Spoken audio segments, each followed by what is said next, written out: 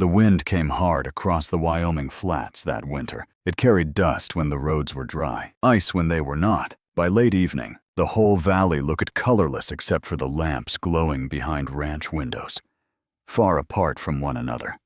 Like tired stars, Evelyn Carter stood alone at the kitchen sink, with both hands buried in cold water. The faucet had frozen again. She worked the handle twice before the pipe finally coughed alive. A weak stream spilled into the basin, enough for supper, not enough for comfort. Behind her, the little house stayed quiet, except for the crackling of the stove and the soft scratching sound of Noah drawing at the table. The boy barely spoke these days, 8 years old, thin shoulders, too observant for a child. Evelyn dried her hands slowly and looked toward the empty chair across from her. She still kept it there. Most widows in town eventually moved things around, packed away old coats, sold saddles, burned letters. Evelyn never had. Her husband's chair remained at the table exactly where it had always been, not because she expected him to walk through the door, but because removing it felt worse somehow. Outside, the wind struck the side of the house hard enough to shake the window frame. Noah looked up.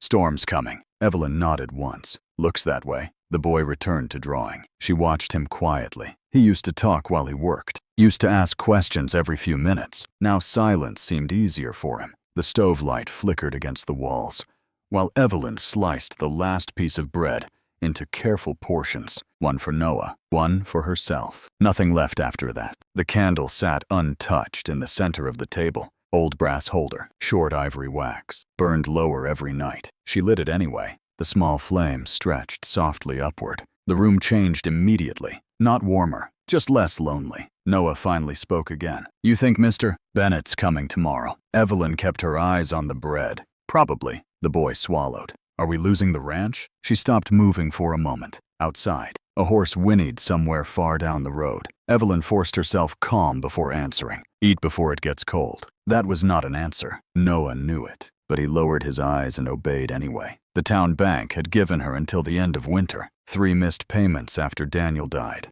Then another season of drought. Then the barn roof collapsing under snow. Bad luck never arrived alone. People in town still greeted her politely enough, but pity had started replacing respect. That was worse. She saw it every Sunday after church. Women speaking softer around her, men avoiding conversations about work, storekeepers extending sympathy instead of credit. A widow became invisible slowly, like snow-covering fence posts, one layer at a time. The knock at the door came just after dark. 3 quiet knocks. Not hurried, not demanding. Evelyn looked toward the window first. No visitors usually came after sunset, especially during storm weather. She moved carefully toward the door and opened it halfway. A cowboy stood outside beside a tired gray horse. Snow dusted his shoulders. His coat looked worn, nearly white at the seams. One leather glove was split across the knuckles. The man removed his hat immediately. "Evening, ma'am." His voice stayed low, respectful, not smooth, not charming, just tired. Evelyn noticed his eyes first, older than the rest of him. "You need something. Water for the horse if you've got any to spare." The wind pushed between them. The horse shifted weakly. Evelyn hesitated only a second before stepping aside. "There's a trough near the shed." The cowboy nodded once. "Appreciate it." He led the horse through the gate slowly, careful not to leave it swinging loose behind him. Most men in town never bothered with that anymore. Evelyn watched from the doorway while he filled the trough by hand, using the frozen pump beside the barn. The man worked without complaint, despite the cold. Noah appeared quietly beside her. "Who is he?" "Don't know." The cowboy rubbed the horse down after watering it, checked its hooves, adjusted the saddle blanket, ran his hand along the animal's neck with practiced calm, gentle hands. That surprised her. Many cowboys treated horses like tools once the workday ended. This one didn't. When he finished, he approached the porch again. He kept his hat in his hands. "Sorry to trouble you again." Evelyn waited. "Any chance I could buy a cup of coffee?" She almost said no. There was barely enough for morning. But then she looked past him toward the road, disappearing into darkness. No town for miles. No shelter. Just cold. "Come in before the storm hits." The cowboy paused slightly at that, like he wasn't used to hearing it. Then he stepped inside carefully, almost cautiously, wiping his boots twice before crossing the floorboards. Noah watched him from the table. The man noticed the boy immediately, gave one quiet nod. Noah nodded back. Nothing else. Evelyn poured coffee into a chipped ceramic mug. Steam rose slowly between them. The cowboy wrapped both hands around it but didn't drink right away, like he respected the warmth first. "You passing through?" Evelyn asked. "Yes, ma'am." "Got a name?" "Samuel Reed." He finally took a sip, closed his eyes briefly afterward. Not dramatic, just human. Evelyn sat across from him, while Noah kept pretending to draw. The candle flame moved gently between them. Samuel looked around the kitchen once, not in judgment, just noticing things. The patched curtains, the cracked shelf, the missing boards near the back wall. Then his eyes stopped briefly on the empty chair. He said nothing about it. That mattered more than conversation would have. Most people asked questions they had no right asking. Samuel did not. Noah finally spoke. "You a cowboy?" Samuel looked at him. "Most days." "You got family?" Evelyn stiffened slightly, but Samuel answered without discomfort. "Not anymore." Noah accepted that immediately. Children understood grief faster than adults. Silence settled again, comfortable enough to stay. When Samuel finished the coffee, he reached into his coat pocket and placed coins on the table. Evelyn frowned. "It's just coffee." Samuel slid the coins closer anyway. "I don't take charity." The words landed softly in the room. Not proud, not angry, just firm. Something in Evelyn's expression changed for half a second. Very small. She understood that sentence too well. Samuel stood. "Thank you for the warmth." Evelyn walked him to the door. The storm had grown heavier now, snow blowing sideways across the porch. "You won't make the next town tonight," she said. "I've slept colder places. There's room in the barn." Samuel looked at her carefully then, not suspicious, almost surprised. That'd be enough. She handed him an old wool blanket from beside the door. Their fingers brushed briefly. Cold skin, rough hands. Samuel nodded once. Much obliged. He disappeared toward the barn through swirling snow. Evelyn shut the door slowly behind him. Noah looked toward the window. "He seems nice." She added wood to the stove. "Maybe. You think he's dangerous?" Evelyn glanced outside again. The cowboy was already covering the horse before himself. "No," she said quietly. "I don't." Later that night, long after Noah had gone upstairs, Evelyn stood alone beside the kitchen window. The candle still burned low beside her. Outside, snow covered the yard, silver white beneath the moonlight. She could barely make out the barn. Then she noticed movement. Samuel. He was outside in the storm, not sleeping, working. He held one side of the north fence upright, while hammering loose boards back into place beneath the blowing snow. Evelyn stared for a moment. The fence had nearly collapsed for weeks. She never asked anyone for help with it. Samuel finished the repairs slowly, methodically, then finally disappeared into the barn again. No audience, no announcement. Just done. Evelyn looked down at the candle flame beside her hand. It flickered gently against the dark glass. For the first time in months, the house did not feel entirely empty. Morning arrived gray and bitter cold. Noah ran outside first and immediately stopped near the fence line. "Ma." Evelyn stepped onto the porch, wrapping her coat tighter around herself. The fence stood straight again, every broken rail repaired. Snow rested across the fresh wood. Samuel emerged from the barn carrying a saddle. He looked almost embarrassed to be seen near the work. "You fixed it," Noah said. Samuel shrugged lightly. "Needed fixing." Evelyn crossed her arms against the cold. "You should have slept." Samuel tightened the saddle strap. "Couldn't much." That answer felt true. He mounted the gray horse slowly. The animal looked old, but loyal, like him. Evelyn stepped forward. "At least eat something first." Samuel hesitated, only briefly, then nodded once. Inside, the kitchen smelled faintly of oats and wood smoke. Noah watched Samuel openly now. Curious. "Careful." The boy pushed the jam jar toward him without speaking. Samuel noticed. "Appreciate that." He spread only a little onto his bread, never taking more than necessary. Evelyn saw that too. After breakfast, Samuel stood by the door. "You've already done enough," she said. "I fixed a fence." "You didn't have to." He looked toward the snowy pasture outside. Hard winter for broken things. Then he put his hat on and left. No dramatic goodbye, no promise to return. Just gone into white morning fog. Evelyn told herself she would not think about him again. But later that afternoon, she found herself looking toward the road every time the wind carried hoofbeats. By evening, the storm worsened again. The back shed door broke loose near sunset, slamming against the frame hard enough to split wood. Evelyn fought it alone for nearly 10 minutes before giving up. Then a familiar gray horse appeared through the snow. Samuel dismounted without speaking. Together, they held the door steady while the storm screamed around them. Samuel repaired the hinge using tools from his saddlebag. His hands moved confidently, even in freezing wind. "You came back," Noah said from the porch. Samuel tightened the last bolt. "Forgot I got my blanket." Noah grinned slightly, for the first time in weeks. A small thing. But Evelyn noticed. That night, Samuel stayed for supper again, still near the edge of the room, still careful not to belong too much. The candle burned quietly between them. Samuel listened, or more than he talked. Noah slowly filled the silence himself. About horses, snow, a hawk he saw near the creek. Samuel answered every question seriously, never talking down to him. At one point, Noah dropped his spoon accidentally. The sharp noise made him flinch immediately afterward. Like he expected anger, Samuel simply picked the spoon up and handed it back. "That one sounded expensive," he said dryly. Noah laughed before he could stop himself. The sound surprised everyone in the room, especially Evelyn. She looked down quickly afterward, but Samuel had heard it too, and he smiled into his coffee cup where nobody could see clearly. Outside, snow covered the valley deeper by the hour. Inside, the candlelight moved softly across old wood walls, while three people sat quietly around one small table. No family, not yet. But the room no longer felt built for loneliness alone. The snow stayed for 3 more days, not heavy, just constant, thin white layers settling over fences and wagon tracks, until the whole valley looked quieter than before. Samuel remained at the ranch through all of it, not because anyone asked him to. Every morning, Evelyn woke before sunrise and found some new task already finished. The horses watered, wood stacked beside the porch, ice broken from the trough. He moved through work the same way other men moved through prayer, steady, without noise. By the second week, Noah started waiting near the window every evening. He never admitted it directly, but the boy always looked relieved when he saw the gray horse coming through dusk. One night, Samuel brought home a small piece of cedar from town. Nothing special, just leftover scrap from a carpenter shop. He sat on the porch carving quietly,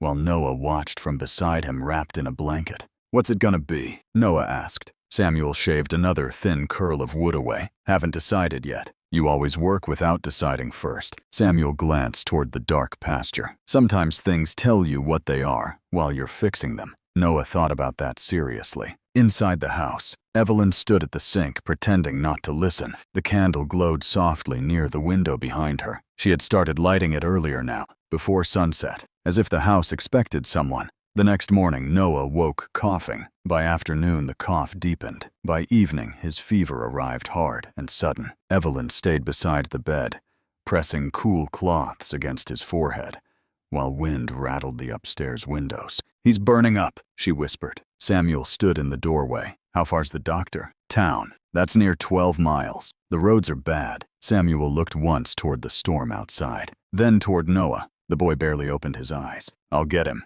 Evelyn stood immediately. "You can't ride through this." Samuel already reached for his coat. "He needs the doctor. That storm will freeze you halfway there." Samuel pulled his gloves tight. "Then I'll ride faster." He disappeared downstairs before she could answer again. A moment later, she heard the stable doors slam open against the wind, then hoofbeats fading into snow. Evelyn stood beside the bedroom window long after the sound disappeared. The storm looked endless outside, white darkness swallowing everything beyond the fence line. She pressed her hand against the cold glass. Nobody had ridden into danger for her family in a very long time. Hours passed. The fever worsened. Noah started mumbling in restless sleep. Evelyn sat beside him, holding his hand, while the candle downstairs burned lower. Near midnight, she finally heard horses again, fast, uneven, then voices. Samuel pushed through the front door, covered in snow from shoulders to boots. The town doctor followed, carrying his case. Samuel's hands bled where the frozen rains had cut through his gloves.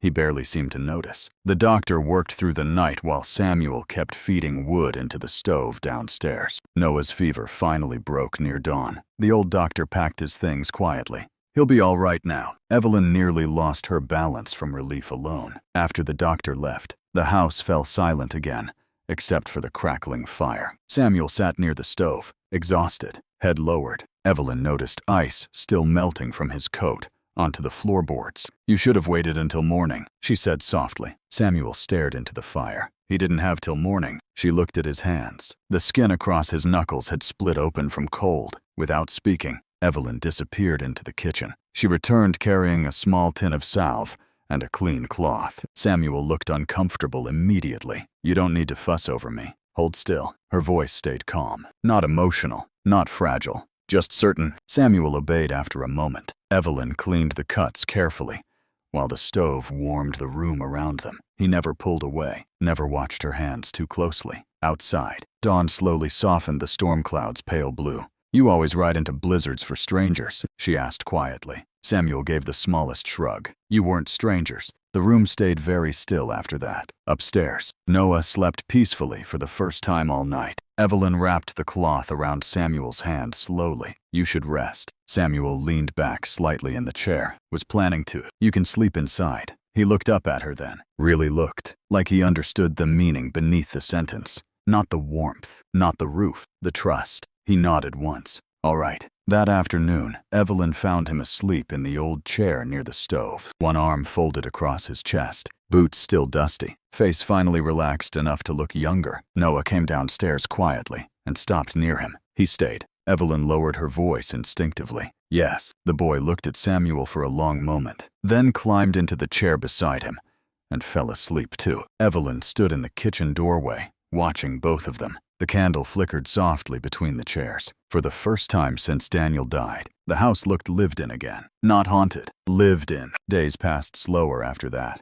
gentler. The storm moved east. Sunlight returned across the valley. Icicles melted from the roof edges one drop at a time. Samuel repaired the north side of the barn before breakfast each morning. Noah followed him constantly now, holding nails, carrying tools, talking more than he had in months. Samuel never rushed him. When the boy missed a hammer strike, Samuel simply repositioned the nail quietly and let him try again. No criticism, no sharp voice, just patience. One evening, Noah ran into the kitchen excited. Sam says the creek might thaw early this year. Evelyn looked up from kneading dough. Sam says. Noah froze slightly, like he'd revealed too much. Then Samuel stepped inside carrying fresh wood. He asked about the horses. Samuel explained calmly. Evelyn watched them both for a moment. The boy already said his name naturally now, not careful anymore. That realization settled somewhere deep inside her chest. Later that night, after Noah went upstairs, Evelyn sat alone at the kitchen table,